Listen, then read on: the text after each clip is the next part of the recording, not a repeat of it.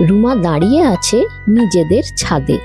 পাশের ছাদে পিন্টু আর তার ভাই প্রচুর বাজি পোড়াচ্ছে। আজ কালী পুজো না? রুমার বাবা এই বছর তাকে বাজি কিনে দিতে পারেনি।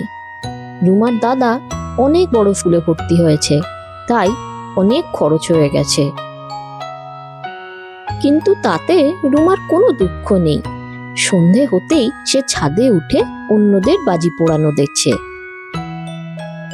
এমন সময় দাদা পাশে এসে দাঁড়ালো। রুমার হাতে ফুলঝুরির একটা প্যাকেট দিয়ে বলল, মার কাছ থেকে একটা মোমবাতি জ্বালিয়ে নিয়ে আয়, তারপর দুজনে মিলে এগুলো জ্বালাবো। রুমা বলল, টাকা কোথায় পেলি দাদা? দাদা বলল, পুজোর সময় বাবা দিয়েছিল না দুজনকে, তুই তো নিজেরটা চকোলেট কিনে খরচ করে ফেললি, আমি কিন্তু করিনি।